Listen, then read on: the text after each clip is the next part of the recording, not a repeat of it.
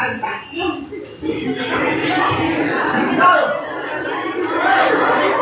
están felices, están contentos, qué bueno. Hay un ánimo de alegría. Me imagino por volver a las clases de la Facultad de Derecho. Pero ustedes han estado a distancia todo este tiempo, hasta ahora. ¿No? Porque eso platicábamos aquí con el ingeniero, que hay algunos que están estudiando Derecho como una segunda carrera o tercera carrera. Pero hay quienes están porque pues, no conocían el proceso ese de la huelga de dolores, ¿verdad? No saben qué clase va a querer. Solo tenemos el riesgo de que los vengan a sacar, pero no creo que sea esta semana, sino será hasta no la siguiente, porque la siguiente vamos a trabajar a distancia. Precisión. Pero sí la otra que sería la semana de dolores. Estamos platicando que probablemente trabajemos solo hasta el miércoles, el miércoles 20.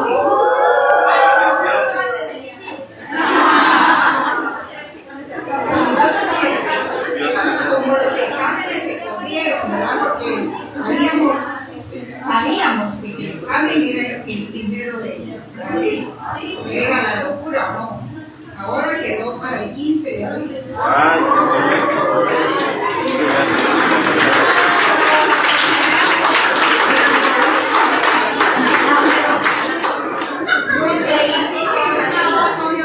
Verifiquen en la plataforma, por favor. Y a mí me lo dijeron en la coordinación, pero no lo he visto en blanco y negro. Solo me lo dijeron. No dejaron, no lo pedí, le aseguro con 1000 alumnos. ¿Usted cree que no me favorecería, no? Yo apoyo. Necesita manos para calificar. Son casi 1000 alumnos. Entonces, para mí es mucho mejor, pero no quisiera. Dice que la tercera la decía. Yo le puedo ayudar a calificar. Ya calificamos. No, miren, de lo que estoy pendiente es de darle su nota, pero no he subido, digamos, las calificaciones al extraoficial que han salido de este.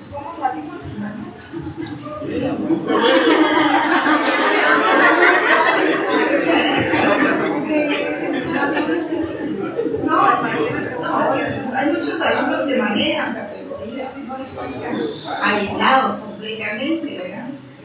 Y yo veo en algunas secciones que no hay mucha seriedad, pero en otras sí la hay, ¿verdad? Entonces, uno, el profesor, tiene que preocuparse porque el alumno reciba su curso, por decirle, identificarle cuáles son las fuentes bibliográficas donde puede encontrar lo que se dice, sobre todo en filosofía, que la filosofía está escrita en muchos textos, muchos. Por eso yo les decía que cualquier libro de filosofía les iba a servir. Con relación a los documentos, pues lo que deben hacer es ver el título del documento que les envié, de las separatas que les envié, ver su programa, a ver en dónde se ubica en su programa, y hasta los pueden ordenar por unidad. Yo no lo hago porque es trabajo que deben hacer ustedes, porque les sirve también para estudiar. Y es parte de eso. Ustedes tienen que ver qué hacen con toda esa documentación que tienen. Lo que sí les aseguro es que esa documentación desarrolla los contenidos del curso. Pero ustedes tienen que identificar. ¿Y cómo lo van a hacer? Leyendo, ¿verdad? Es parte de la práctica que tienen que hacer. Miren el documento, la separata que yo les envié, qué título tiene, porque todas tienen un título. Ven su programa y entonces ya van ubicando en qué unidad. Y ese es un ejercicio muy bueno, para poder empaparse de qué es el curso. Porque yo estoy segura que a estas alturas nadie sabe qué contiene. Y es lógico, así empieza. Todos los alumnos se ponen nerviosos porque piensan que no van a ganar el curso. Y no es así, ya van a ver que sí. Confíen ustedes mismos, pero sigan las instrucciones. Confiamos en tu pueblo. Sigan mis instrucciones y van a ver. Ahora, si no lo quieren hacer y se mantienen haciendo otra cosa, menos hacer. Dedíquenle siquiera un par de horas al curso. Confiamos en En tu una corazón. quincena, pueden dedicarle un par de horas. Y lo hago a propósito, para que ustedes le dediquen tiempo al curso. Lo que no encuentren en los documentos, ahí están los libros. El libro del autor César López Ferro. Ahí tiene un libro que se llama Exordio a la Filosofía, que no es un libro de texto que estemos utilizando en el curso, pero que sí se relaciona mucho con el curso. Ahí creo que cuesta ahora 90 quetzales. Ustedes deben estudiar en libros, no en fotocopias. A estas alturas ya van a salir, ya van a sacar y también fotocopias que vergüenza, no sé qué pena. No me alcanza. Y yo no les iba a mandar documentos, pero hay que hacer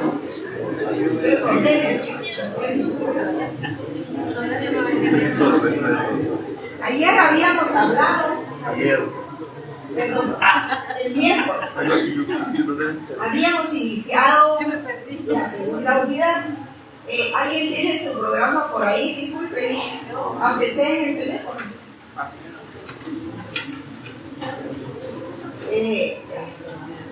Va a caer ahí, sería un golpe, pero mismo. Claro. Vean la segunda unidad de su programa. Primero dice análisis de los elementos de la definición del derecho. Ese punto ya lo vimos. Luego viene el problema de asumir una única postura sin tomar en cuenta las críticas a cada corriente. También ya lo hicimos. Era cuando estábamos analizando el concepto de derecho. ¿Cuántas versiones hay, verdad? ¿Cuántas teorías hay acerca de eso? ¿Y cuántos conceptos hay también? ¿Cuántas significaciones? Explicación y fundamento de una definición o concepción del derecho también ya está. Esos puntos lo que pasa es de que los escribimos ahí, pero son pequeños subtítulos de un mismo tema. Ahora vamos a seguir. Desde el miércoles empezamos con el punto 2.4. Para quien tiene su celular ahí lo puede consultar. El único día que no pueden usar su celular es el examen. Hoy aquí lo pueden hacer. No, pero porque así va a ser más fácil la calificada, todas buenas. Ya lo voy a hablarles. Entonces, miren, ¿cuál es el primer nombre que aparece ahí? A ver. 2.4, características generales de las diversas corrientes, ¿verdad? Eso dice el 2.4. El 2.4.1, ¿qué dice? ¿Qué dice? Muy bien, eso ya lo vimos ayer. Todavía vamos a ver un poco lo de Norberto, perdón, el miércoles. Vamos a ver un poco lo que dice Norberto Bobbio acerca de eso. Naturalismo. 2.4.2 dice positivismo jurídico. 2.4.3 dice sociologismo jurídico. 2.4.4 jus-marxismo. Y luego viene el 2.5 que son las corrientes contemporáneas. 2.5.1 estructuralismo. 2.5.2 realismo jurídico y 2.5.3 escuela semiótica. Entonces, estoy haciendo este ejercicio para que se ubiquen, para que sepan qué es lo que estamos estudiando. Cuando estemos a distancia, vamos a ver la tercera unidad porque espero terminar esto hoy. Entonces, la tercera unidad que habla de la teoría de la validez del derecho y todos los subtítulos que hay. Esos documentos también ya se los envío. Y la cuarta unidad habla del papel de los valores en la construcción del derecho, ¿verdad? Y tiene todos sus ítems ahí. Luego viene la quinta unidad, fundamentación filosófica de la interpretación y argumentación jurídica. Y la sexta, pues habla de los retos de la filosofía frente a la globalización del derecho y a la filosofía de la liberación. Espero que podamos llegar a la filosofía de la liberación algún día. Aquí está, compañero, mira, muchas gracias. Entonces, esto lo estoy haciendo para que se ubiquen en qué es el punto, cuál es el punto que estamos viendo. Y no se sientan perdidos en el espacio, en el horizonte, ¿verdad? Pues yo creo que nos abrumó toda la carga de información que hizo, pero ya explicándolo Sí. como lo está haciendo, creo que tiene mucha lógica que vayamos buscando y ordenando la documentación. Exactamente, sí, fueron como 16 documentos que les envié, pero son pequeños, no son libros. Entonces el ejercicio les va a hacer mucho bien, porque van a ver el programa con los títulos para irlos identificando. Entonces el consejo que les doy es, como son documentos cortos, léanlos todos y así están mejor, con mayores elementos de juicio cuando vengan a recibir la clase aquí. Además, a mí me serviría muchísimo porque no solo estaría hablando yo, sino que también ustedes preguntan, sugieren, opinan, porque de eso se trata la carta. Dice que hay un libro que yo quisiera que hiciéramos un ejercicio aquí entre todos, pero son demasiados. Como hoy deberíamos no se puede. un viernes que no hay de ¿Ah? un viernes estamos poquitos. Sí. Pero ese ejercicio no tendría valor. A veces no se puede. A veces no se deja. Tengo 15 puntos, hombre. Yo le ayudo a typear los puntos. Hoy estamos hablando con seriedad. Ya la toma ya pasaron. El miércoles vimos el positivismo jurídico. Primero vimos los antecedentes del positivismo jurídico cuando hablamos de los alemanes en el siglo XIX, ¿verdad? Y hablamos de Auguste Comte. Luego hablamos del positivismo jurídico también de varios autores, como por ejemplo Hans Kelsen. Eso ya lo vimos el miércoles. Él consideraba, dice, dos consecuencias del positivismo jurídico.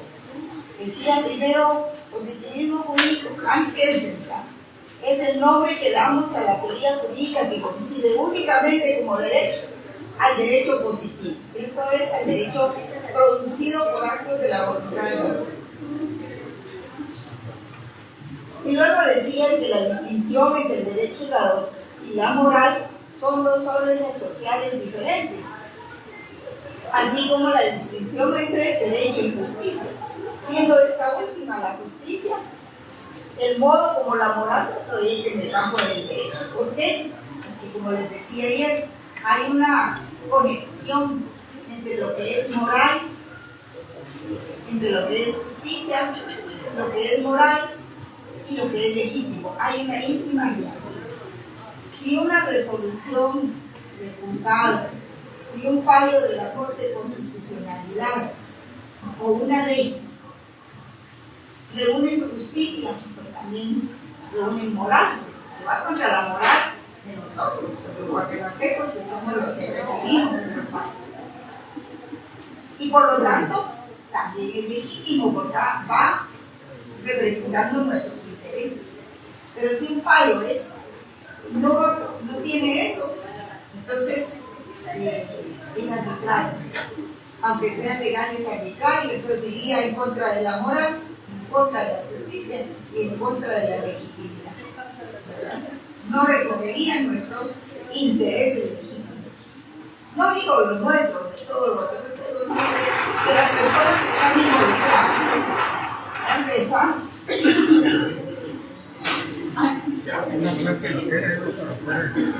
Así es. Entonces, habíamos hablado del positivismo jurídico de Norberto Bobbio. Tenemos lo que tenemos es el reparto de la pobreza. Pues. No hay otro control. Entonces, distingue tres aspectos de Norberto Bobbio del positivismo jurídico. Creo que lo habíamos visto el miércoles. ¿Me escuchan todos allá? En primer lugar, dice que el positivismo jurídico puede constituirse como una metodología, ¿verdad? Si nosotros lo vemos como metodología, en sentido estricto, consiste en un método para identificar y describir lo que está establecido por el derecho. Y desde ese punto de vista, positivista es todo aquel que adopta frente al derecho una actitud éticamente neutral y que lo acepta como criterio para distinguir una norma jurídica de la que no lo es.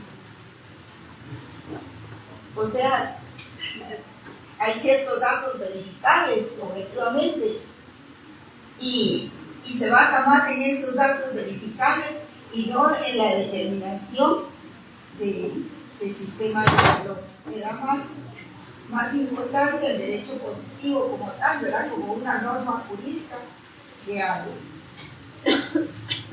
sistema de valores. Entonces, esa es la primera interpretación de Norberto Bobbio como un método.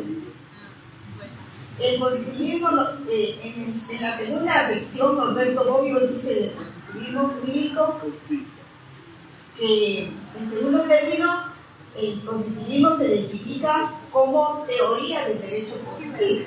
Por supuesto, el positivismo es la teoría del derecho positivo, es la que lo define, todos los elementos teóricos que construyen el positivismo jurídico y que vincula la existencia del derecho a la formación del Estado también, y que entiende que todo derecho es producto de la actividad del Estado. ¿Por qué? Pues porque el derecho es el que le da el argumento, el que conforma con sus normas lo que va a hacer el Estado después. El Estado en sí es una abstracción, y algunos dicen que como abstracción, pues que no existe, solo está en la mente de nosotros. Y incluso ustedes han visto teoría del Estado que habla de la ficción del derecho, ¿no? La teoría de la ficción del derecho, no, la teoría de la ficción del Estado, o sea que no existe. Entonces es una ficción que se ha convertido en una figura abstracta que es una entidad, ¿Y qué es el Estado? Pues es una entidad, es un ser que no se mira, no se puede tocar, pero que existe y que todos lo obedecemos. Fíjense qué interesante es la definición del Estado. Entonces, en esta segunda modalidad, Norberto Bobbio observa que el positivismo jurídico es algo más que un método que se caracteriza por la idea de la supremacía del derecho producido por el Estado y por la idea de que las leyes tienen mayor valor como fuentes del derecho.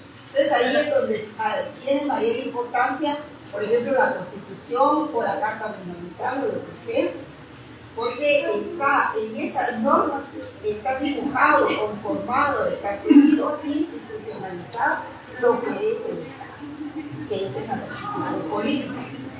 Y en tercer lugar, si nosotros vemos el positivismo jurídico como ideología, pues ya sabemos, ¿verdad?, que vamos a ser unos abogados legalistas, evidentemente, ¿verdad?, que o está en la ley o no existe, ¿verdad? Eso es lo que pasa. Lo que pasa es que el abogado tiene que basarse mucho en la ley, pero también hay otros aspectos, no solo la ley. Cuando se acaba la ley, ¿qué queda? ¿Qué queda? Quedan los valores, ¿verdad?, los principios, bueno, la parte general, ¿verdad? O sea, no todo es derecho, no todo es ley. Pero como ideología, el positivismo llega a afirmar de que toda ley es justa, solo por el hecho de ser ley. Entonces se asume, pues se enarbola una posición muy, que les dijera yo, legalista. Y cuando se dan las discusiones entre abogados, imagínense ustedes, ¿verdad? Qué interesante es. Pero entre abogados pues saben, ¿verdad? Pero que no los se que pasaron de noche. ¿Sí?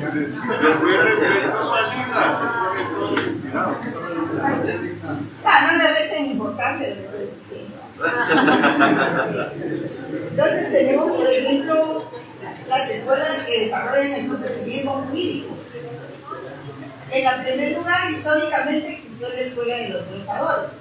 Imagínense ustedes en toda aquella vorágine de leyes, de disposiciones, de estudios, de tratados filosóficos y de todo eso. esfuerzo, sobre todo cuando cayó el Imperio Romano. Tenían que hacer un esfuerzo por clasificar, hacer una labor de clasificación de toda la normativa que existía de todo el mundo, pues, pero fundamentalmente en el derecho romano. Entonces algunos se interesaron por contratar gente que pudiera escribir, pero no bastaba saber escribir para hacer una clasificación del derecho. Entonces algunos pudieron trabajar en lo que era el derecho público y el derecho privado, y en lo que era el derecho internacional. Esa fue una primera clasificación del derecho. En otra clasificación, que es la escuela de los postglosadores, entonces ya empiezan a visualizar, digamos, normas de carácter penal, procesal penal, empiezan a visualizarse normas de carácter internacional, pero internacional privado. Porque si no, ¿cómo hacían los ciudadanos o las personas para trasladarse de un pueblo a otro, o de un país o de un estado a otro? ¿Cómo hacía, por ejemplo, una persona que vivía en Roma y que quería viajar a Grecia o a los países escandinavos? O a los que fueron después los alemanes, ¿verdad? Que fueron los germanos al principio. Entonces, ¿cómo hacían ellos para decir, mire, yo soy fulano de tal, me llamo así, vengo de Roma y tengo y estoy casado, estoy soltero, ¿verdad? Tengo que entrar, vengo porque tengo que venir a vender mis mercancías, soy comerciante y vengo a ofrecer las mercancías para vender. Pues, ¿cómo poder salvaguardar esos derechos de una persona para que pudiera ingresar a otro país o a otro lugar? Entonces ahí fue donde se fue creando la necesidad del derecho internacional privado.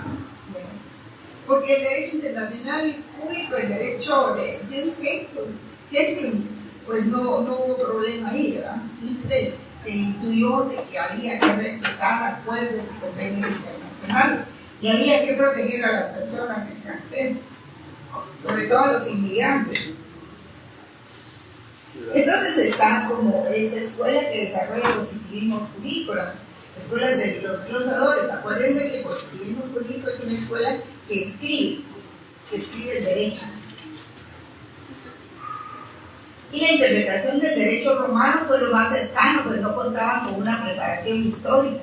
Y además los escritores tenían problemas gramaticales, ¿verdad?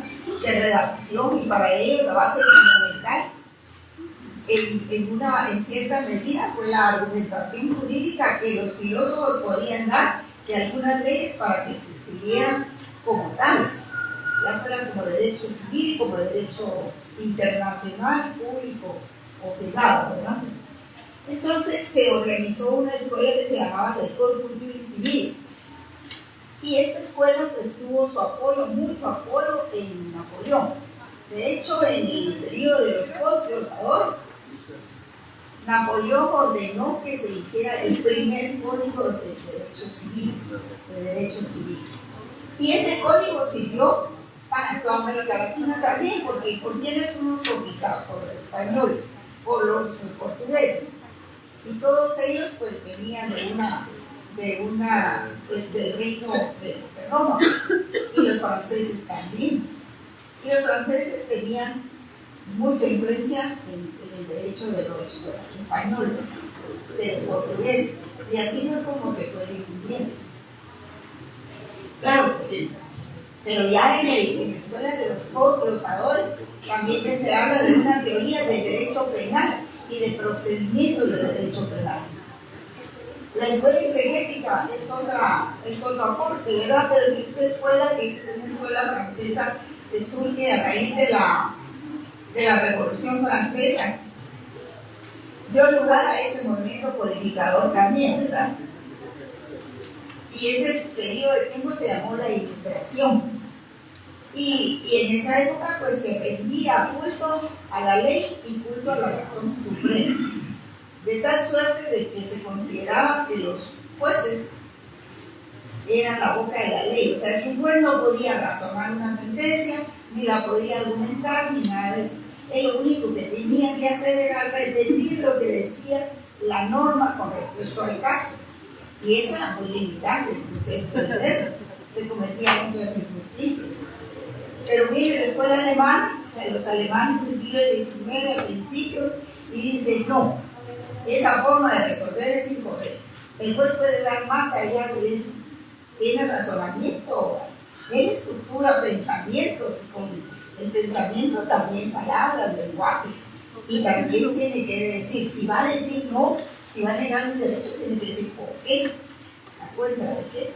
Y así fue como se fue gestando el cambio en el sentido de que los jueces ahora, actualmente, ustedes saben que todos tienen que razonar sus sentencias, especialmente si la van a denegar. Pero si va a ser desfavorable, pues. Pero sucede, por ejemplo, y esto se ha visto mucho en derecho laboral, que hacen ya modelos y se encasillan, y son ciertos, es cierto que hay que citar esas cosas, ¿verdad? Pero que ya las sentencias se vuelven repetitivas, ¿verdad? Pero bueno, es algo que no podemos evitar. Surgió también la escuela de la jurisprudencia de conceptos, en el sentido de que había que construir más conceptos jurídicos. Pero este método no tuvo mayor difusión, pues. Pero empieza también el sociologismo jurídico. Y el sociologismo jurídico, pues, es una ciencia que se ocupa de las causas y los efectos de las normas jurídicas. De las causas y los efectos de las normas jurídicas. Y se llama sociologismo jurídico, es decir, cómo en los grupos sociales afecta el derecho. Es donde empiezan a ver cómo se da el derecho como fenómeno. Entonces dice, si de causa se trata, debe buscarse dónde está la causa y cuáles son los efectos de las normas y hasta dónde se extiende el efecto de la norma. Y pues el sociologismo jurídico se conformó como una rama de la sociología en general, cuyo objeto es el estudio de los fenómenos sociales que se refieren al derecho. Porque nosotros no nos podemos apartar de lo social, porque sí, muy derecho, muy abogado y todo, pero también es una persona. Es un grupo de personas. Y es un grupo que afecta y es un problema que afecta a un grupo de personas. Entonces lo social y lo sociológico no se puede apartar de lo legal, de lo jurídico. Y el alemán Rudolf von Jhering es el iniciador del sociologismo jurídico. Aunque también se menciona a Savigny, ¿verdad? El otro alemán Savigny, con su escuela histórica alemana. Y opone a la jurisprudencia de conceptos la jurisprudencia de intereses colectivos, pero eso es labor de la sociología jurídica. Y considera que los intereses colectivos deben estar por encima de los intereses particulares. O sea, ustedes lo pueden ver en la Constitución ahora como está redactado, pero de lo que se trata filosofía es de ver los antecedentes de las instituciones, cómo se fueron creando. ¿Algún problema, compañeras? ¿Qué les provoca tanta risa? ¿Habrá algo en mi forma de vestir o de hablar que les provoca tanta risa? Porque están viendo así, es porque algo anda mal. ¿Cuál fue la primera escuela que dijo esto? No me acuerdo. Deme un nombre. Es que hay varias escuelas, escuela de procesador y escuela de procesador. Por eso tengo una atención. Los demás estaban riendo, usted no oía. Sí, yo lo vi. Ustedes estaban riendo y no dejaban oír a los compañeros.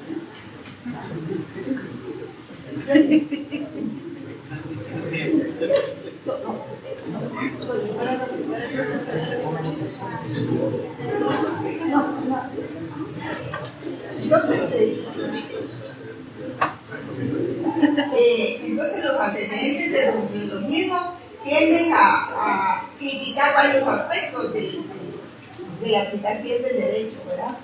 Por ejemplo, señala Jhering que el derecho no es un conjunto de imperativos formulados abstractamente o de un sistema de proposiciones que ligan un cierto efecto jurídico a un hecho, sino que es esencialmente un complejo de valoraciones de intereses que el legislador expresa en forma coactiva. ¿Qué quiere decir esto?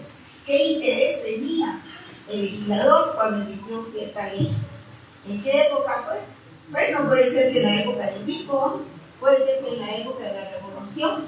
Por ejemplo, cuando se emitió el decreto 900, que contenía una reforma agraria, que realmente no era una reforma agraria, era una como consideración que había que hacerle a los campesinos en cuanto a las tierras. Entonces decían, ¿qué interés había? ¿Qué estaban pensando los legisladores cuando se emitió ese decreto 900?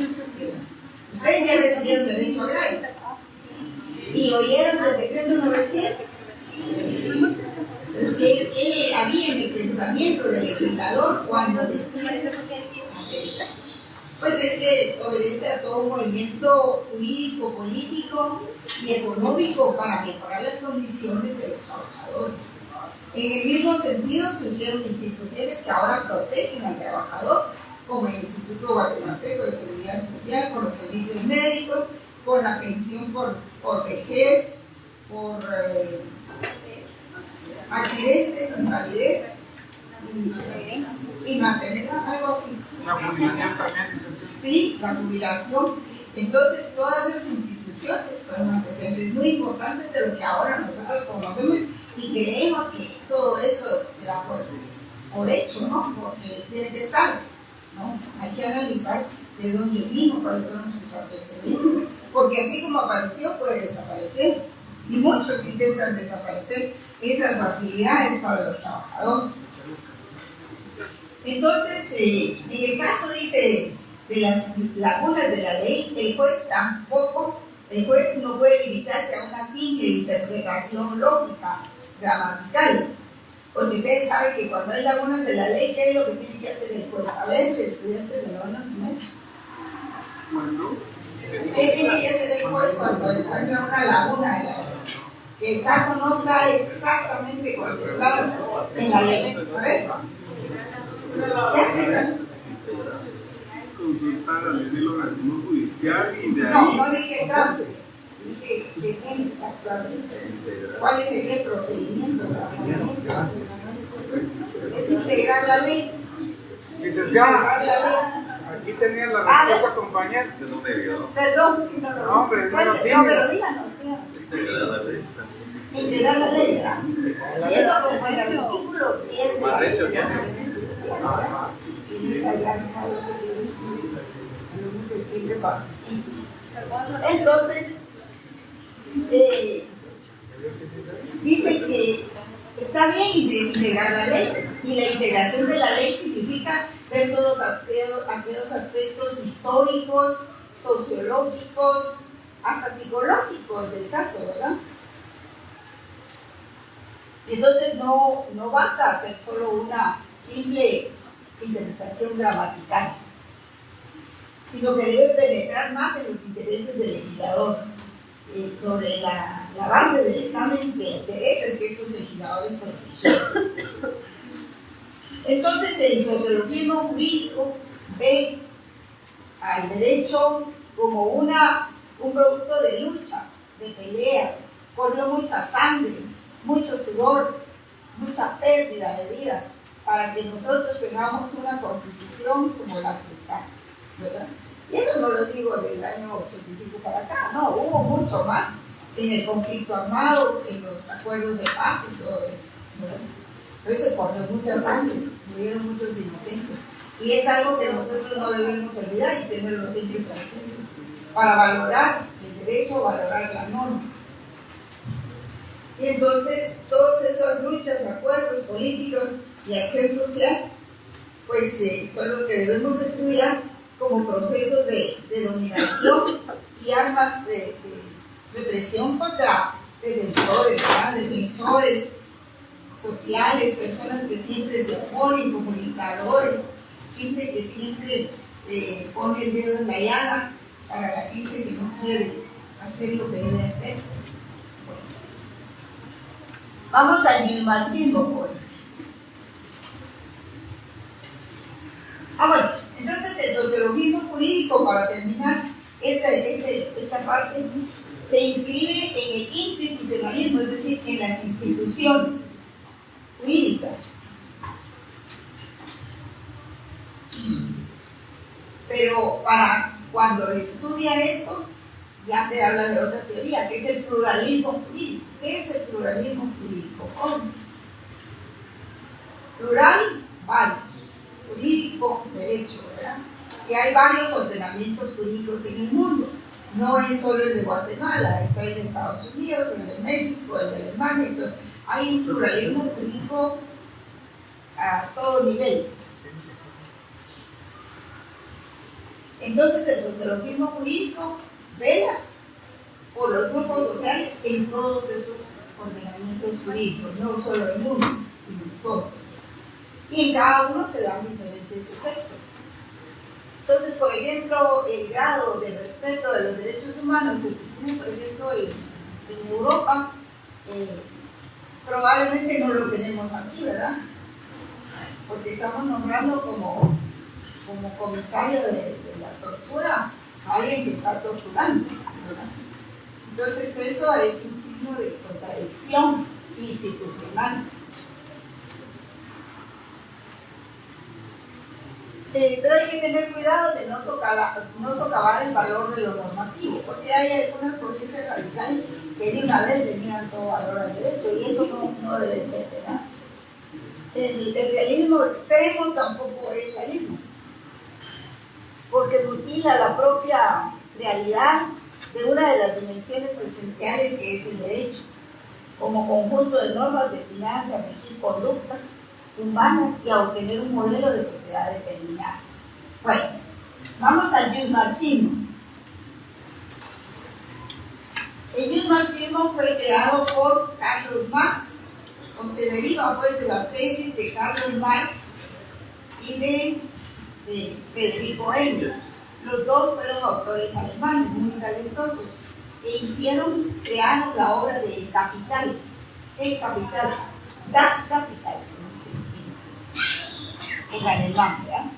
Entonces, la creación del capital, no sé si ustedes alguna vez han visto un libro de ese, pero la verdad es que creo que tiene más de 20 libros, pues, y todos corresponden a ciertas épocas. La primera época fue la de 1867, luego la de 1885, y ya post-mortem será en 1897. Esto quiere decir que ya Marx había fallecido y también Engels. Entonces los estudiosos del Capital lo que hacen es revisar y volverlo a retomar como una corriente muy importante para señalar lo que es el Estado y el Derecho, especialmente porque el Capital analiza la sociedad como que fuera un médico, ¿verdad? Y le dice, por ejemplo, ustedes van al doctor y le dicen, vamos a tomar el pulso, la temperatura, vamos a ver la garganta. Entonces da un método para analizar las condiciones de vida de las sociedades. Entonces ellos dicen, el análisis de las sociedades de Marx se basa en la división de clases expuesta por el capitalismo, distinta de lo que era una sociedad justa para lo que consideraba el autor, ¿verdad?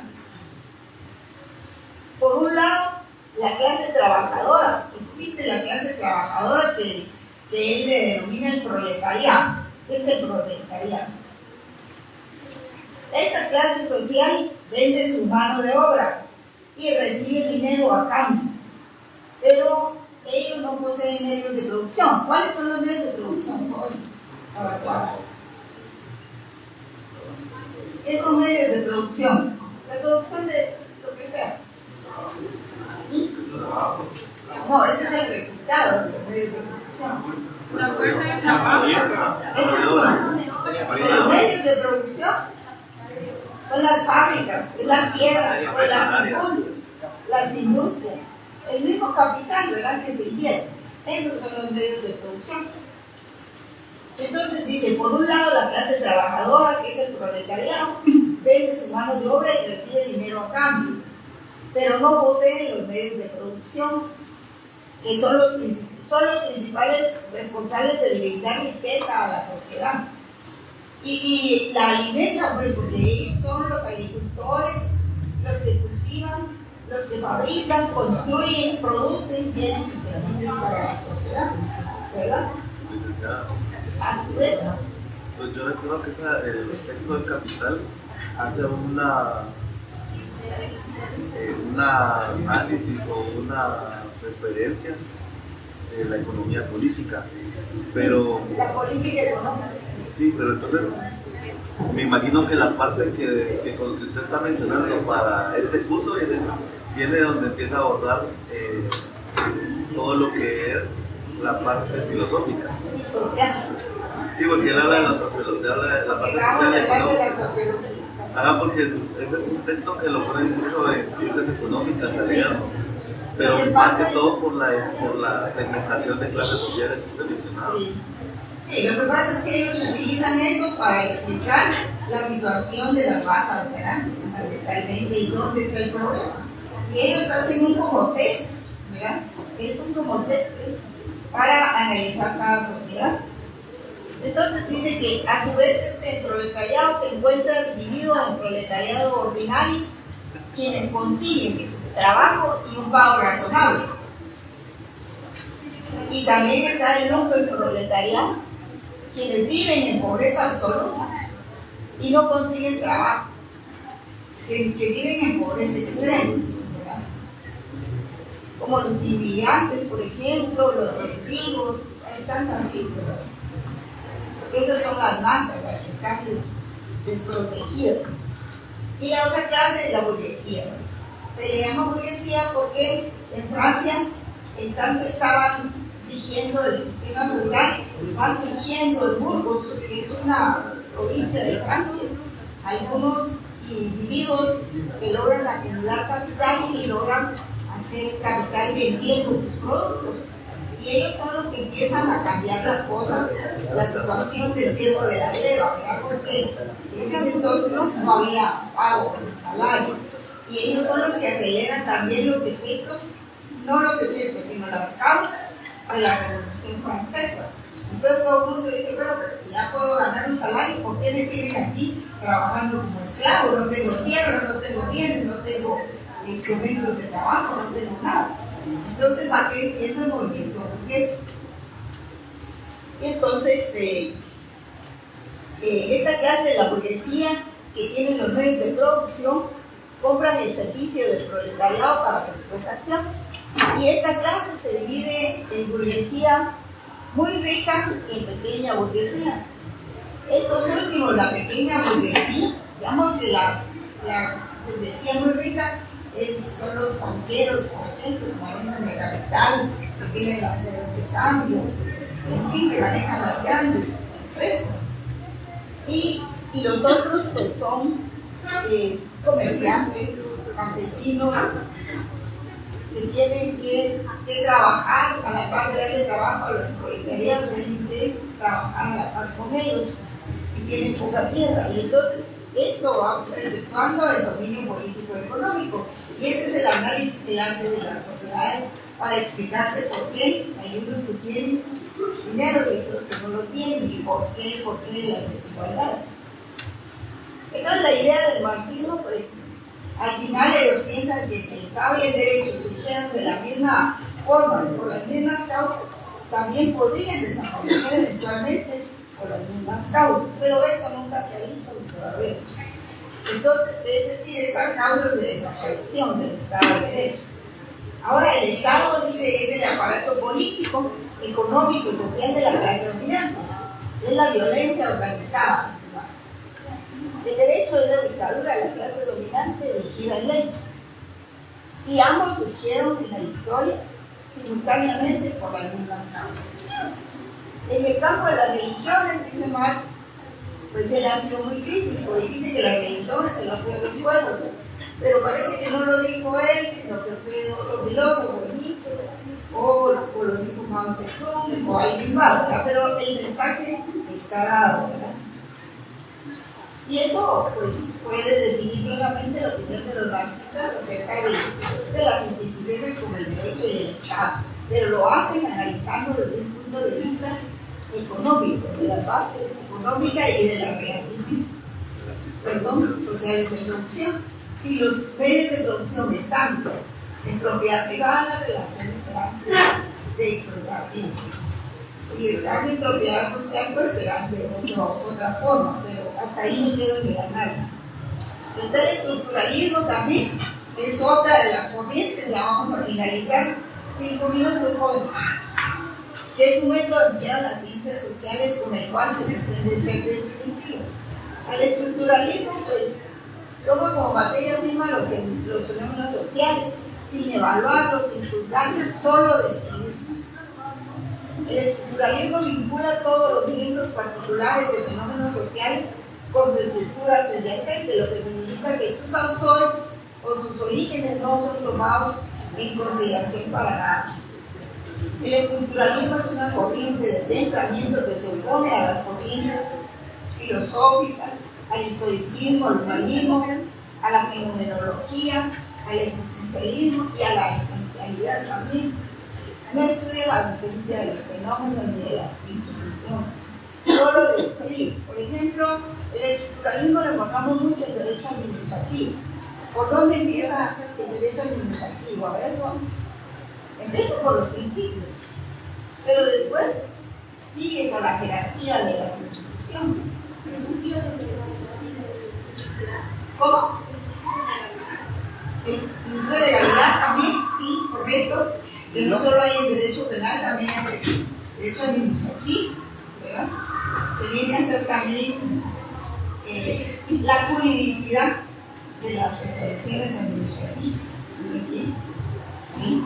Precisamente porque tienen que basarse en la ley especial, y no en la ley general.